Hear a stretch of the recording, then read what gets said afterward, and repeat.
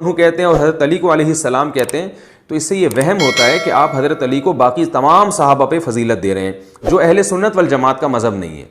तो अहले सुन्नत वल जमात का जो मज़हब है वो ये है कि सबसे पहले हज़रत अबू बकर हैं, फिर हज़रत उमर हैं, फिर हज़रत उस्मान हैं, फिर हज़रत अली हैं। तो ये तरतीब है। तो या तो सबके साथ अलैहिस्सलाम लगाएं, और जाहिर है नहीं लगाया जाता क्योंकि ये एक पैगम्बरों के साथ लगाने का उर्फ हो गया है, तो इससे ये वहम होता है गोया वो पैगम्बर हैं। तो बाकी सहाबा के साथ अगर हम रज़ी अल्लाह अन्हु लगा रहे हैं तो फिर हज़रत अली रज़ी अल्लाह ताला अन्हु के साथ भी हम रज़ी अल्लाह अन्हु ही लगाएं।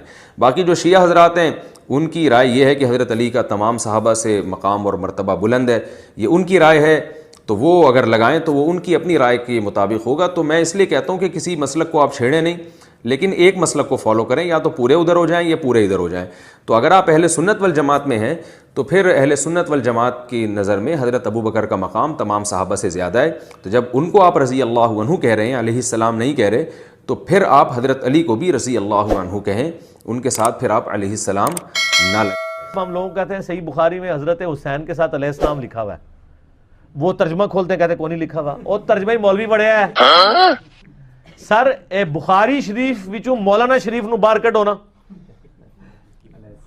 ठीक है, मौलाना शरीफ नूं बाहर कट के साइड पे रखो तो अलैहिस्सलाम तो नजर आ जाएगा। होता है कि अरबी में लिखा हुआ है, कहते हैं अलैहिस्सलाम कहाँ लिखा है, मैंने कहा जी अपना वो 360 खोलें, लिखे सही बुखारी में 3748, वो 3748 उन्होंने कहते कौन नहीं लिखा, मैं कहा मौलाना शरीफ बढ़िया, उत्ते अरबी जाओ तो अरबी में लिखा था हुसैन अलैहिस्सलाम। तो अब तर्जमा करने वाला बेईमानी कर रहा है ना, उस अलैहिस्सलाम को रज़ी अल्लाह अन्हु बना रहा है, क्योंकि वो फिरका घुसा रहा है अपना बीच में। सही बुखारी में 6318 नंबर हदीस में फातिमा और अली के साथ अलैहिस्सलाम लिखा हुआ है। इसी तरीके से अबू दाऊद में 4646 नंबर हदीस में अली अलैहिस्सलाम लिखा हुआ है। अबू दाऊद में तो कम से कम 12 जगह अली अलैहिस्सलाम लिखा हुआ है। तो वो अरबी वाले पोर्शन में होता है, उर्दू में मौलवी बड़ा होता है। तो मौलाना शरीफ को बुखारी शरीफ से बाहर निकालें तो फिर आपको पता चलेगा, ये इनकी वजह से पर्दा होता है। तो वो एक मनु याद आ गया एक लतीफ़ा, अब वो एक बंदा किसी मौलवी के साथ मसला पूछने चला गया, जी इस तरह हमारे कुएं के अंदर एक कुत्ता गिर गया है, तो उसने कहा जनाब 20 डोल आप निकालें तो पाक हो जाएगा। 20 डोल निकाल के वो आया, कहता जी निकाल दिए लेकिन बदबू अभी भी आ रही है। तो उसने को सियाना सी उन्हें कहा कुत्ता भी कटे है कि नहीं, कहता नहीं सर कुत्ता बीच में ही है। तो उसने कहा जनाब पहले कुत्ता बाहर कटो, फिर भी डोल कटोगे तो फिर तो पानी साफ मिलेगा। तो उलमाए सू के भी चूंकि कुत्ते की मिसाल कुरान में बयान किया गया ना, सूरह अल अराफ की आयत नंबर 175 176 में, कि उलमाए सू जो है वो कुत्ते की मिसाल है। तो इस तरह के जो उलमाए सू हैं इनको आप तर्जुमों से किताबों से बाहर निकालें, फिर आपको पता चलेगा कि हदीस की किताबों में क्या लिखा हुआ है। मौलाना शरीफ के बगैर आपको समझ नहीं आएगी।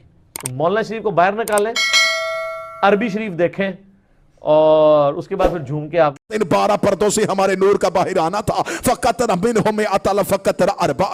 हमारे नूर से एक कम 1,24,000 पसीने के कतरे गिरे। खुदा ने हर कतरे के सदके एक नबी बनाया। हमारे पसीने के कतरे गिरते गए, कोई आदम सफीउल्लाह बन गया, कोई नूह नजीउल्लाह बन गया, कोई इब्राहिम खलीलुल्लाह बन गया, कोई मूसा कलीमुल्लाह बन गया। आज पूरी दुनिया में कोई मुसलमान ऐसा नहीं जो हजरत आदम को रजी अल्लाह कहता हो, हजरत इब्राहिम को रजी अल्लाह कहता हो, हजरत नूह को रजी अल्लाह कहता हो। आदम अलैहिस्सलाम, इब्राहिम अलैहिस्सलाम, नूह अलैहिस्सलाम, ये जिन्हें अलैहिस्सलाम कहा, ये बने कैसे थे? हमारे नबी के पसीने से। जो पसीने से बने वो अलैहिस्सलाम होते हैं, तो जो खून से बने वो रज़ी अल्लाह कैसे हो?